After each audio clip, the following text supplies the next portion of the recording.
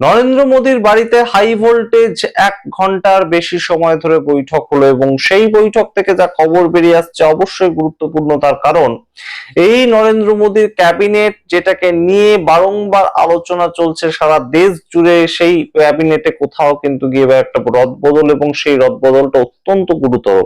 তার কারণ 4 জন গুরুত্বপূর্ণ মন্ত্রী যারা সিটিং মিনিস্টার, তাদের কিন্তু কোথাও গিয়ে কেন্দ্রীয় মন্ত্রিত্বের পদ থেকে সরানো হচ্ছে এবং অন্য ডিপার্টমেন্ট দেওয়া হবে তেমন নয়, তাদের সাধারণ একজন এমপি করে রেখে দেওয়া হবে, তেমন একটা প্রেক্ষাপট তৈরি হয়েছে।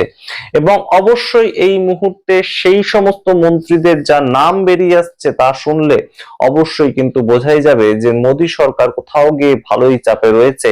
তা না হলে 2027 সালের ঠিক আগে, 2027 সালটা কেন ইম্পর্টেন্ট, 2026 যেমন ইম্পর্টেন্ট ছিল বাংলা, আসাম, কেরালা, তামিলনাড়ু এই সমস্ত রাজ্যের ক্ষেত্রে ভোট ছিল, ঠিক তেমন ভাবে 2027 সাল আরো গুরুত্বপূর্ণ। তার কারণ উত্তরপ্রদেশে ভোট রয়েছে, তার কারণ পাঞ্জাবে ভোট রয়েছে, তার কারণ হিমাচল প্রদেশে ভোট রয়েছে, উত্তরাখণ্ডে ভোট রয়েছে। এই সমস্ত রাজ্যের ক্ষেত্রে ভোট যেখানে 2027 সালে রয়েছে, মূলত উত্তরপ্রদেশ, সেই জায়গাটার কিন্তু অবশ্যই ভিতটাকে শক্ত করতে হবে এবং অবশ্যই উত্তরপ্রদেশ এবং তার সঙ্গে সারা ভারতবর্ষ থেকে যে আওয়াজগুলো উঠছে সেগুলো কিন্তু নিয়ে এই মুহূর্তে বেশ খানিকটা ভাবিত মোদী সরকার, সেটা বোঝা যাচ্ছে। তার কারণ এই যে 4 জনের নাম উঠে এসেছে তারা মোদীজির অত্যন্ত স্নেহভাজন, কিন্তু তাদেরই একদম সরাসরি মন্ত্রিত্ব থেকে সরানোর একটা কঠোর সিদ্ধান্ত বিজেপির অভ্যন্তর থেকে উঠে আসছে, নরেন্দ্র মোদীর বাড়ি থেকে উঠে আসছে। সেটা নিয়ে আলোচনা করব, কার কার এই মুহূর্তে মন্ত্রিত্ব যেতে পারে সেটাকে নিয়ে আলোচনা করব, কোন কোন নাম উঠে আসছে গুরুত্বপূর্ণ ভাবে আপনাদের সামনে রাখবো। এবং অবশ্যই তার আগে টক টু বাংলা ইউটিউব চ্যানেলকে সাবস্ক্রাইব করে দিন, এই ভিডিও দেখুন শেষ অবধি স্কিপ না করে। আপনাদেরকে জানাই এই মুহূর্তে নরেন্দ্র মোদীর বাড়িতে বৈঠক এবং এই বৈঠকে কারা কারা উপস্থিত ছিলেন তাহলে সেটাও আপনাদের বলতে হয়। প্রাথমিকভাবে যার নাম উঠে আসছে তিনি তো অমিত শাহ, সবাই জানেন আপনারা, একদম নরেন্দ্র মোদী যেখানেই অমিত শাহ সেখানেই থাকবেন। এবং তার সঙ্গে ছিলেন বিজেপির সর্বভারতীয় সভাপতি বর্তমান এবং প্রাক্তন দুজনেই, নীতিন নবীন এবং জেপি নাড্ডা। এবং তার সঙ্গে এই নীতিন গাডকারি, আপনারা জানেন যে কেন্দ্রীয় সড়ক উন্নয়ন দপ্তরের মন্ত্রী নীতিন গাডকারি, তিনিও ছিলেন। এবং তার সঙ্গে ছিলেন রাজনাথ সিং। এই সবাইকে নিয়ে কিন্তু এই বৈঠকটা হয় নরেন্দ্র মোদীর বাড়িতে। এবং সেই বৈঠকে কিন্তু মূল যেটা আলোচ্য বিষয় ছিল, 4 মন্ত্রীর ইস্তফা যেমন গুরুত্বপূর্ণ একটা বিষয়, ঠিক তেমন ভাবেই একটা নতুন টিম বানাতে হবে। সেই নতুন টিমটা পরবর্তীতে কিভাবে কাজ করবে, নতুন টিম বলতে নতুন মুখ দিয়ে, একদম যারা কোনোদিন মন্ত্রী হননি তেমন মানুষজনকে নিয়ে আসা হবে নতুন মন্ত্রিসভায়। এবং অবশ্যই তার সঙ্গে 10টা রাজ্যে মিলিয়ে 24টা সিটে কিন্তু রাজ্যসভায় পাঠাতে হবে বিজেপির পক্ষ থেকে মানুষজন। তো সেই জায়গাটাও কিন্তু তৈরি হয়েছে যে কাদেরকে, কোন 24 জনকে সারা দেশের মধ্যে থেকে রাজ্যসভায় পাঠানো হবে সেটা নিয়েও আলোচনা হয়। সম্পূর্ণটা এই মুহূর্তে বিস্তারিত আপনাদের সামনে রাখবো। তবে অবশ্যই 4 মন্ত্রী, তাদের যে মন্ত্রিত্ব যেতে চলেছে এবং তারা অত্যন্ত গুরুত্বপূর্ণ, অত্যন্ত প্রমিনেন্ট মন্ত্রী, সেই জায়গাটা কিন্তু সবচেয়ে তাৎপর্যপূর্ণ এই মিটিং থেকে উঠে আসছে। দেশের সর্বোচ্চ গুরুত্বপূর্ণ যেটা একটা আলোচনার কেন্দ্রবিন্দুতে উঠে এসেছে বিষয়, সেটা হচ্ছে যে নিট পেপার লিক ইস্যুটা। তার কারণ 22 লক্ষ ছেলে মেয়ে, 22 লক্ষ ছাত্রছাত্রী তারা 12 পরীক্ষা দেওয়ার পরে তারা এই নিট পরীক্ষায় বসেছিল ডাক্তার হবে বলে। সেখান থেকে আমরা জানি যে অনেক কম সংখ্যক মানুষজন তারা ডাক্তার হতেন, কিন্তু এই মুহূর্তে 2 বছর ধরে পড়াশোনা করার পরবর্তীতে যেদিন তারা পরীক্ষা দিতে গেলেন 1 ঘন্টার মধ্যে তারা জানতে পারলেন সমস্ত পরীক্ষা ক্যান্সেল হয়ে গেছে। এবং সেই চাপটা কিন্তু ধর্মেন্দ্র প্রধানের ওপরে গিয়ে বর্তাচ্ছে, কিন্তু আসল যে চাপটা সেটা কিন্তু তৈরি হচ্ছে নরেন্দ্র মোদীর ওপর। আমরা দেখতে পেয়েছি বিভিন্ন বিউরোক্র্যাটস থেকে শুরু করে বিভিন্ন যারা অ্যাডভোকেটস, প্রত্যেকেই বলেছেন নরেন্দ্র মোদী সরকার এই মুহূর্তে কিভাবে চলছে, যে পর পর প্রত্যেক বছর পেপার লিক হয়ে যায় এবং আবারও পরীক্ষা নিতে হয়।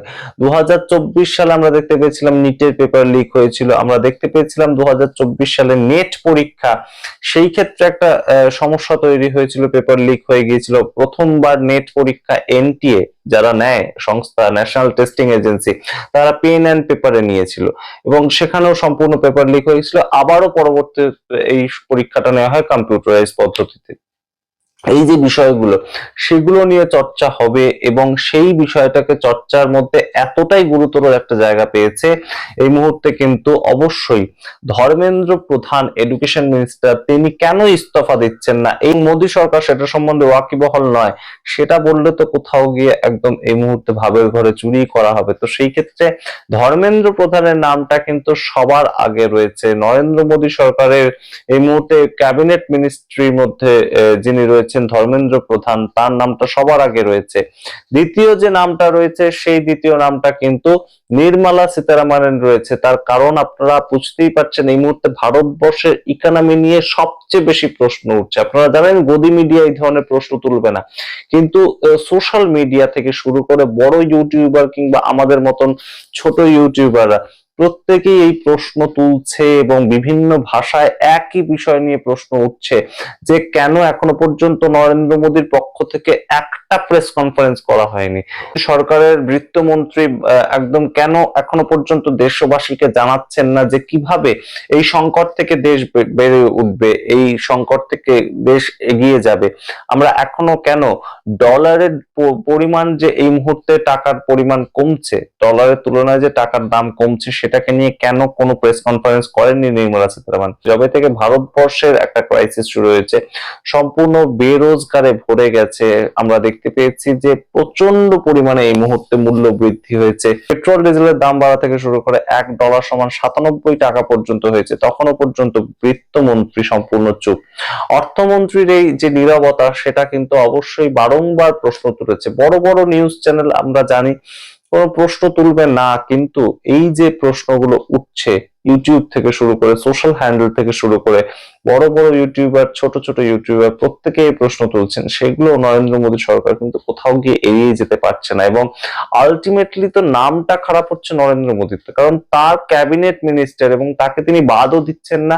তিনি যখন নিজে স্বীকার করে নিয়েছেন, ধর্মেন্দ্র প্রধান স্বীকার করেছেন যে আমার দোষ, এই যে পেপার লিকটা সেটা আমার দোষ, আমরা দেখতে পেয়েছি, তার পরবর্তীতে কেন তাকে বাদ দেওয়া হচ্ছে না এটা নিয়ে প্রশ্ন উঠছে। ঠিক একই রকম ভাবে নির্মলা সীতারামন প্রত্যেকবার বাজেটে বলছেন যে তিনি আমরা অরেঞ্জ ইকোনমির মধ্যে ঢুকছি, আমরা বিভিন্ন দেশকে ছাড়িয়ে গিয়েছি, কিন্তু প্রত্যেকটা দেশের তুলনায় মানুষের পার ক্যাপিটা রোজগার প্রত্যেক দিন কমছে। এই মুহূর্তে ভারতবর্ষের যারা মধ্যবিত্ত শ্রেণীতে বসবাস করেন ম্যাক্সিমাম মানুষের হাতে এটুকু অর্থ সংস্থান থাকে না যে তারা পরবর্তী দিনে কি ঠিক বাজার করবেন, কি ঠিক তাদের লাক্সারি হবে, এটুকু নিয়ে ভাবার মতন তাদের পরিসর থাকে না, তাদের রোজগার এতটাই কম। এবং সেটাকে নিয়ে বাণিজ্য মন্ত্রী কেন কোনো কথা বলছেন না, সেটাকে নিয়ে অর্থমন্ত্রী কেন কোনো কথা বলছেন না, এই প্রশ্ন তো এই মুহূর্তে উঠবেই। তার সঙ্গে আপনাদেরকে জানাই এই মুহূর্তে আরো একজনের নাম কিন্তু ঘুরে বেড়াচ্ছে, সেটা এস জয়শঙ্কর। এস জয়শঙ্কর বিদেশ মন্ত্রী, এবং বিদেশ মন্ত্রী হিসেবে আপনারা জানেন যে আমেরিকার সঙ্গে ট্রেড ডিল থেকে শুরু করে যুদ্ধ চলাকালীন এখনো পর্যন্ত এস জয়শঙ্কর যেভাবে তার ভূমিকা নিয়েছেন সেটা কিন্তু খুব একটা বিভিন্ন জায়গায় বিশ্লেষিত হচ্ছে, সমালোচিত হচ্ছে যে বিদেশ মন্ত্রীর এই ধরনের ব্যবহার আমাদেরকে দেখতে হচ্ছে কেন। এবং অবশ্যই বিদেশ মন্ত্রী এই যে সামগ্রিক যে ট্রেড ডিলটা হলো সেটাকে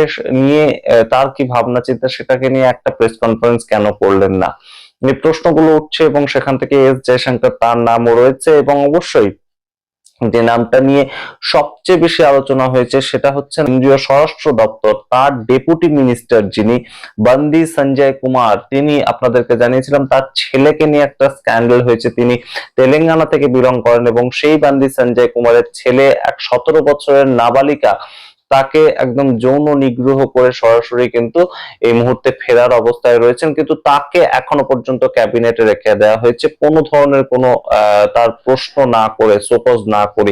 সুতরাং এই নামগুলো ঘোরাফেরা করছে যখন, তখন অবশ্যই বোঝাই যাচ্ছে একটা জিনিস যে নরেন্দ্র মোদী বেশ খানিকটা কিন্তু এই মুহূর্তে নিজেকে নিয়ে সচেতন, অন্তত নিজের সরকারকে নিয়ে সচেতন, 2029কে নিয়ে সচেতন, যাতে অন্তত অ্যাটলিস্ট 2029-এ এই চাপটা অন্তত তার না হয় যে তার বারংবার হোঁচট খেতে হচ্ছে, তার সরকার তৈরি করতে হোঁচট খেতে হচ্ছে। এবং অবশ্যই বারংবার এই চন্দ্রবাবু নাইডু, এই নীতিশ কুমার তারা ছেড়ে দেবেন, এই ভয় ভয়ে তাকে চলতে হচ্ছে।